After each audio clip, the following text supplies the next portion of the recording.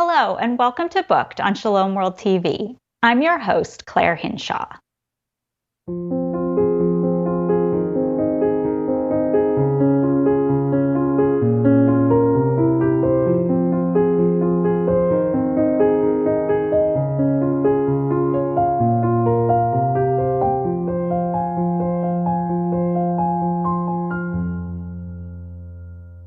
Today we are speaking with Lisa Cotter, the author of Reveal the Gift, Living the Feminine Genius. Lisa is a leading Catholic speaker and author, known for her practical insights on relationships, femininity, and living life with excellence. She has served Focus along with her family for over 10 years, previously authored Dating Detox, hosted the popular How to Catholic podcast, and traveled widely as a presenter at Seek, Steubenville conferences, NCYC, and more. She earned a degree in theology from Benedictine College and is finishing her master's in theology at the Augustine Institute. Lisa resides in Denver, Colorado, with her husband Kevin and their 4 children.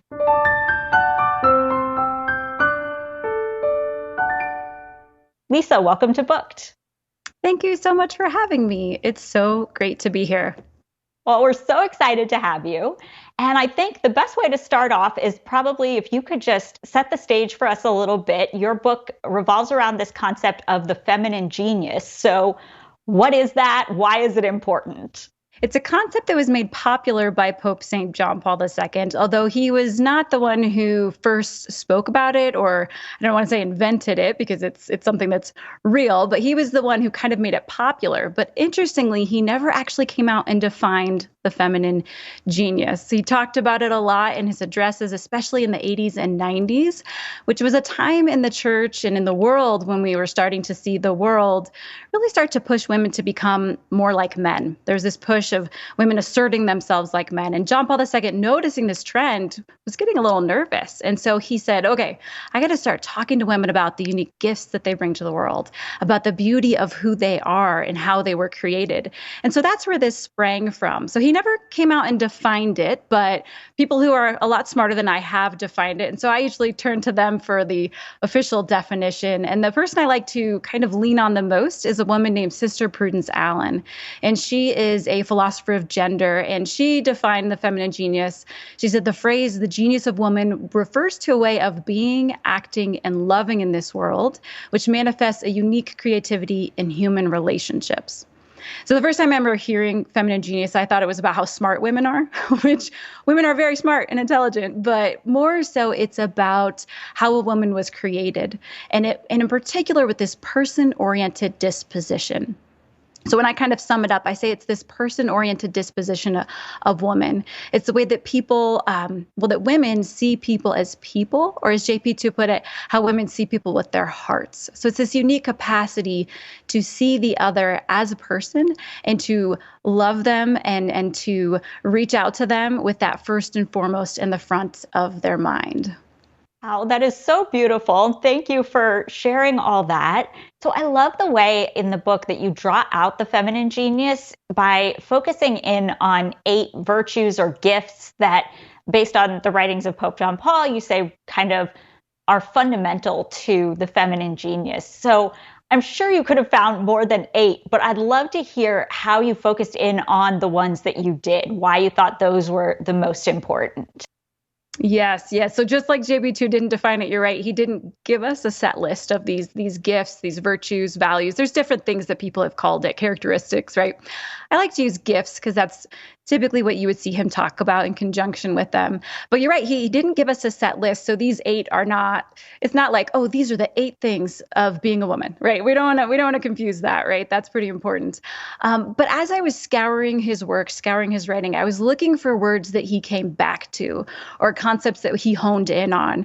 And I also wanted to find things that I felt every woman could relate to and understand. Sometimes when we talk about the feminine genius, beautiful women such as St. Edith Stein design, right? She wrote on the feminine genius, although she didn't call it the feminine genius, right? But when you read her works and John Paul II's, you can really see where he kind of pulled from some of her concepts.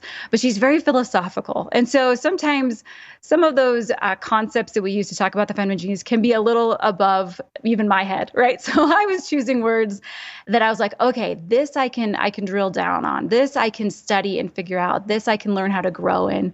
So I was looking for those words that were accessible, those words that were frequent, those words that John Paul II seemed to really want to draw out as he talked about the beauty of the feminine genius. And so that's why I went with those 8. But you're right, there's not a set list. There's not only 8, but those are the ones that I decided to kind of focus in on.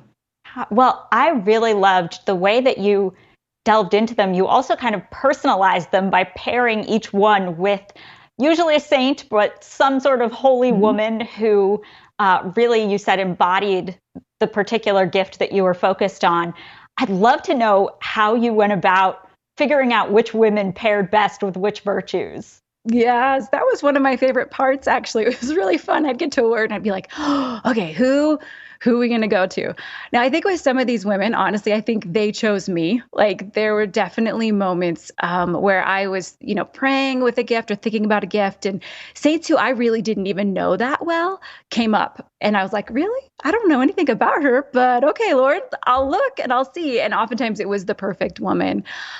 Or there'd be situations, some of it came from my own study at the Augustine Institute when I was working on my master's. I was really blessed to be able to take 2 classes that focused on women in the church and the feminine genius. And so, for example, there's the Women of the French Revolution is one of the women who I pair, which, like you said, not a saint, but a group of women.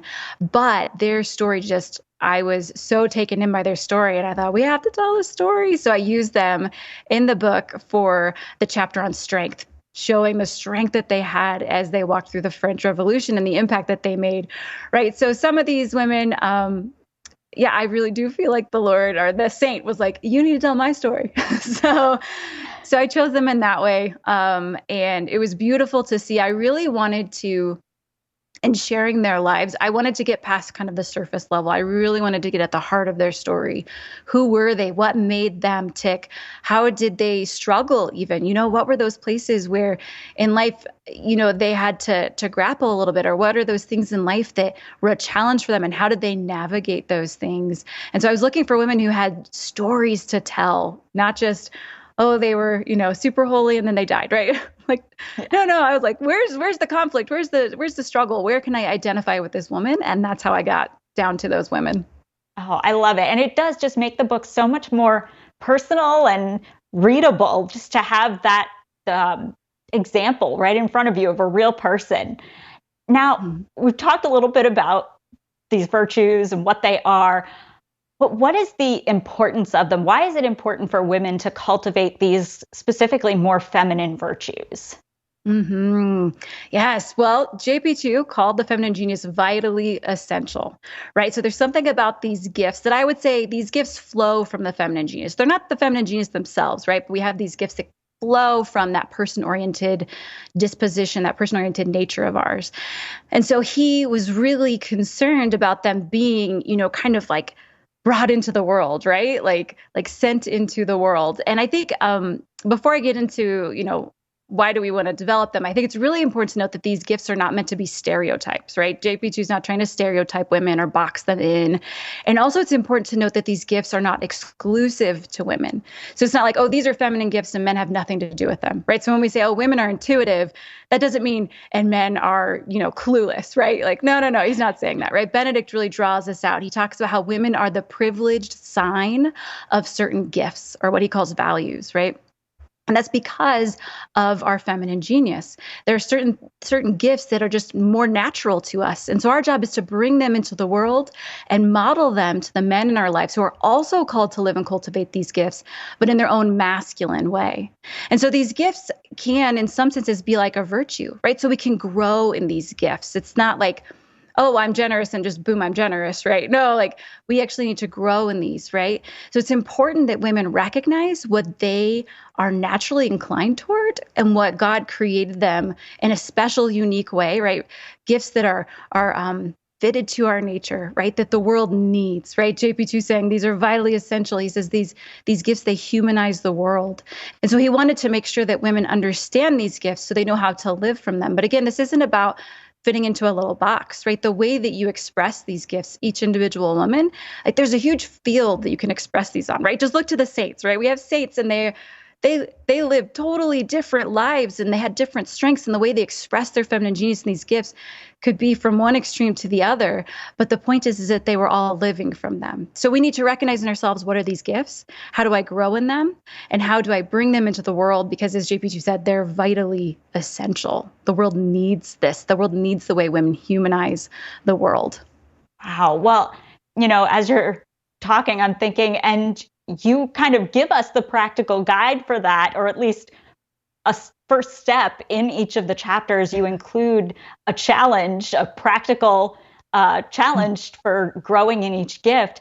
I was going to ask why that's important, but I think you may have covered that already. But why is it important, and how do you develop the challenges?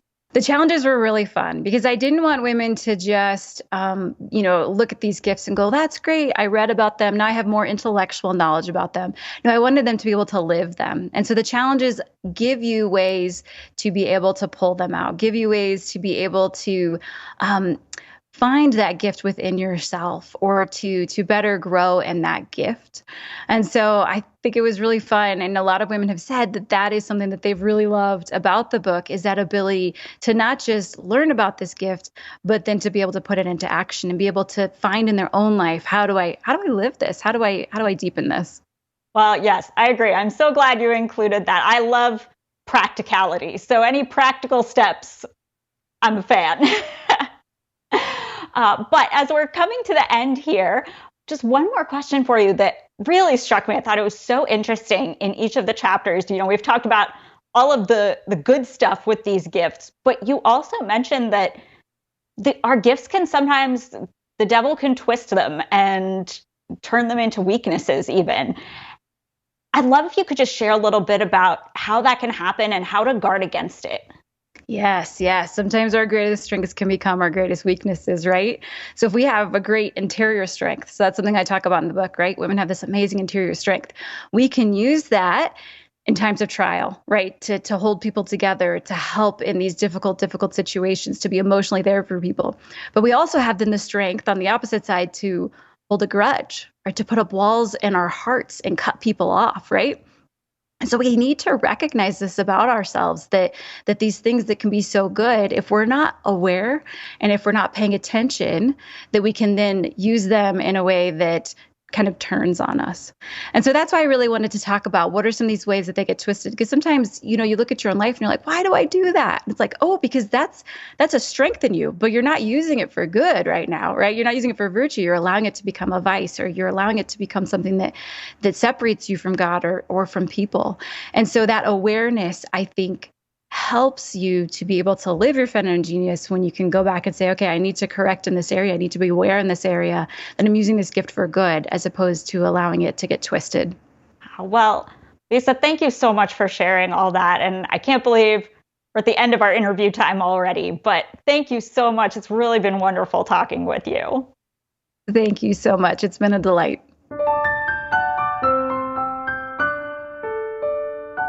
Chapter 4, Maternity and St. Elizabeth Ann Seton. When you see the word mother, what comes to mind? Your mom or grandma? Perhaps the Blessed Virgin Mary, or a saint like Mother Teresa? Or maybe your grade school friend's mom who showed up to every class party and sent the best treats for her kid's birthday. You know the one, the mom that every kid kind of wished was her mom.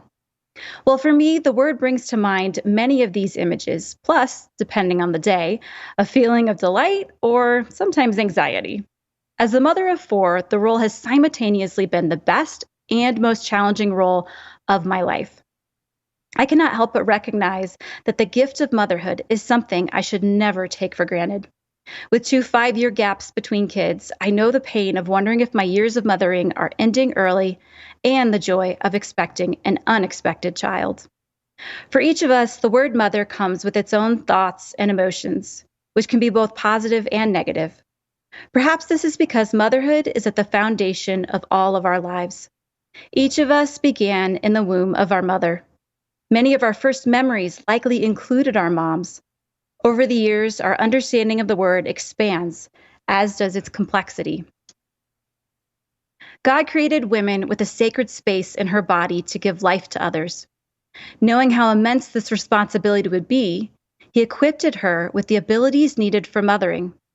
Of course, just because every woman has this physical space to become a mother does not mean that every woman will become one. Regardless of the skills and maternal instincts, the skills and maternal instincts needed for mothering are bestowed on all women. This means that women with kids are not the only ones who possess the gift of maternity. Single women, married women without children, professed religious sisters, indeed, all women have the gift of maternity. As St. Edith Stein put it, every woman has the skills to cherish, guard, protect, nourish, and advance growth in all those in contact with her.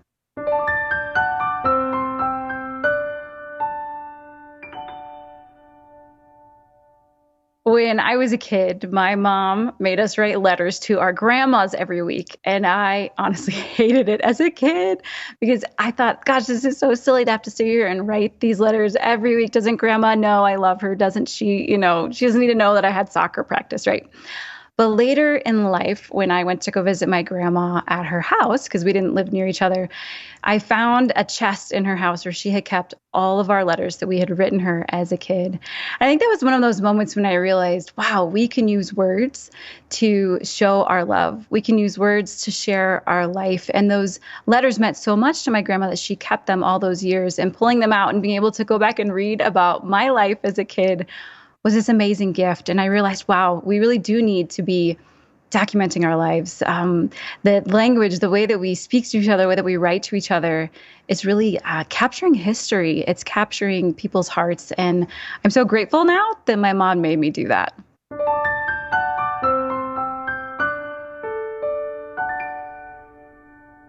Research is really important to me for a book. That's why I only write a book about every 5 years, because I spend a lot of time preparing. I do a lot of reading of church documents.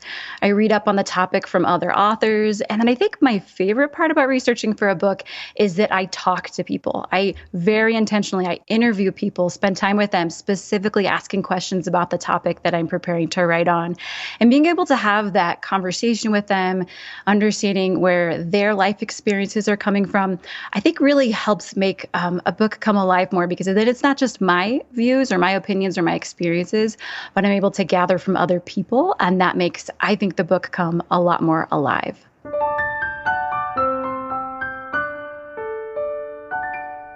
I think my favorite Catholic books would probably be Lives of the Saints. I love hearing the stories of the saints, those books where they really get to the heart of a saint, what made them tick, what made them come alive. I love hearing their stories.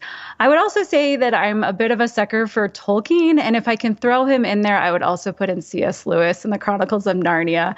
I know they're kidlit, but the stories that come out of that, those epics that come out of those, really capture my imagination and make me think about our faith as a journey, make me think about heaven, and entering into that and finding my place in that story is something that I don't think ever will get old.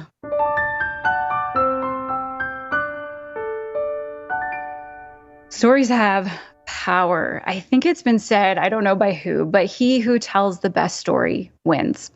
And I think it's true. They captivate culture. They shape our culture. They shape how we see ourselves, how we see the world. And so when we enter into a story and where we find where we fit into that story, we become more a part of that story and we find ourselves.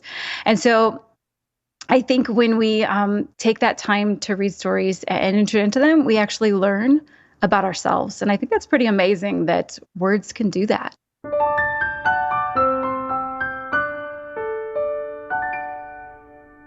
I think the most surprising thing I learned is that with God, truly all things are possible.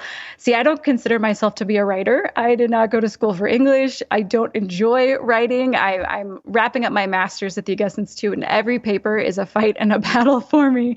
So it's a labor. It's a labor of love. But I think what's shocked me the most is that when I set out and I feel that call to write a book, that God really does work. He really does move. He really does all of the heavy lifting for me. And I go back and I read what I've written sometimes and I think, I wrote that? Wow, that's pretty good. I didn't know that I could do that. And then I remember, oh no, that was God, like bringing it to prayer, telling him he's the one who's got to figure this out, make it fit together, make it all work. It's really pretty incredible to get to kind of be a co-creator in that way.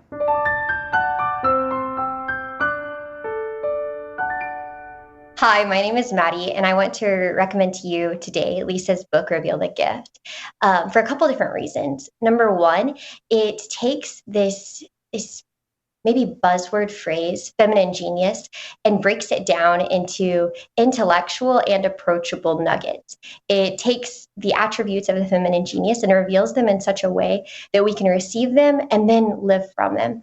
Second, it takes these same points and then further reveals them through the gift of story. She takes the different lives of the saints, a different woman for each attribute, and shows how they lived it and therefore how we can live it out as well. It's truly incredible because it's not just a knowledge book, but it's a formation book, teaching us how to live a full and complete and fully alive life to be a saint. I also want to just recommend it to women all over the world, in every culture, every nation, any situation, in any state of life, because what it does is it takes these gifts of the feminine genius, which all of us have, and shows us how to live from them through lives, through teaching, through challenges, in such a way that it'll fit all of our different circumstances. JP2 mentioned that the world needs women, and it needs women just like you and me and all of us in order to live full, alive, saintly lives, taking out our gifts of the feminine genius and living from them to give him glory.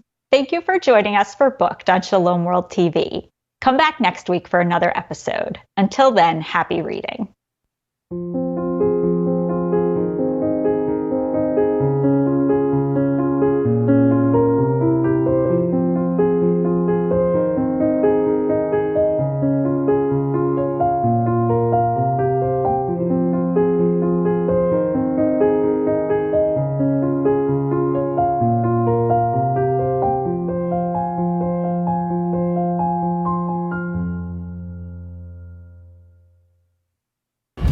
You can't always. This is the death. Remarkably